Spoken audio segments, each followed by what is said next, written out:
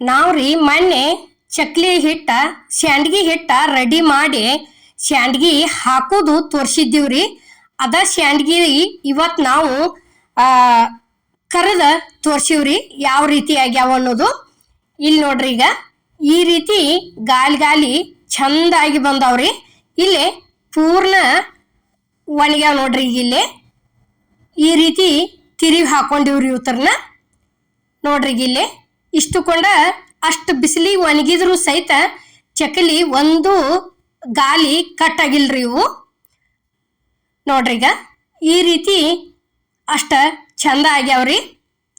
ಇವನ್ನ ಇವತ್ತಿನ ವಿಡಿಯೋ ಒಳಗೆ ನಾವು ಕರೆದು ತೋರಿಸ್ತೀವ್ರಿ. ಯಾಕಂದ್ರೆ ಅವತ್ತು ನುಸ್ತಾ ಹಿಟ್ಟ ರೆಡಿ ಮಾಡೋದು ಹಾಕೋದು ಅಷ್ಟ ತೋರಿಸಿದ್ದೀವ್ರಿ.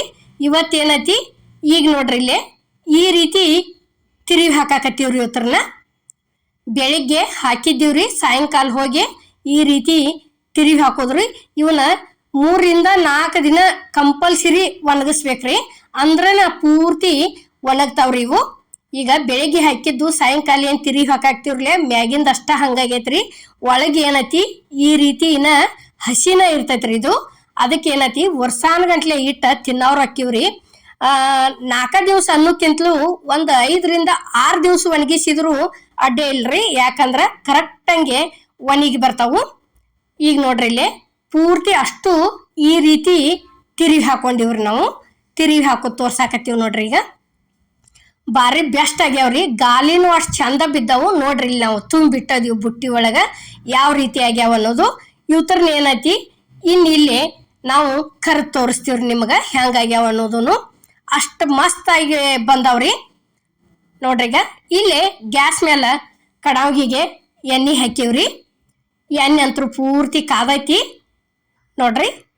ಇಷ್ಟ ಈ ರೀತಿ ತಿರುವೆ ಹಾಕೊಂಡ್ಬಿಟ್ಟದಿವ್ರಿ.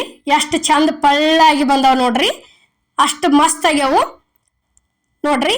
ಇದು ಸ್ಯಾಂಡ್ಗಿ ಮಾಡೋ ವಿಡಿಯೋ ನಿಮ್ಗೆ ಇಷ್ಟ ಆಗೈತೆ ಅನ್ಕೋತನ್ರಿ.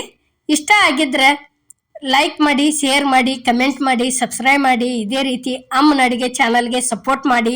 ಇನ್ನ ರೆಸಿಪಿಗಳು ಮತ್ತು ಹಾಕೋತಾ ಇರ್ತೀವ್ರಿ, ನೋಡ್ತಾ ಇರ್ರಿ. ನಿಮ್ಗೆ ಯಾವ್ದು ಇಷ್ಟ ಆಕ್ಕವು ಅವನ್ನ ನೀವು ಮಾಡ್ಕೋರಿ. ಕರೆಕ್ಟಂಗೆ ತೋರಿಸಿರ್ತೀವಿ.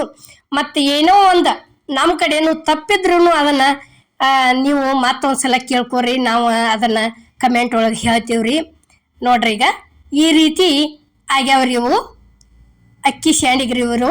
ಯಾಕಂದ್ರೆ 3 ದಿವಸ ನೀರೊಳಗೆ ನೆನೆ ಇಟ್ಟ ತೊಳ್ದು ಬಸದ ಕೆಸಿಂದ ಮಿಷನ್ಗೆ ಹೋಗಿ ಹಾಕಿಸ್ಕೊಂಡು ಬಂದಂಥ ಸ್ಯಾಂಡ್ಗಿ ಇದ್ರಿ ಇವು. ಎಲ್ಲರಿಗೂ ನಮಸ್ಕಾರ.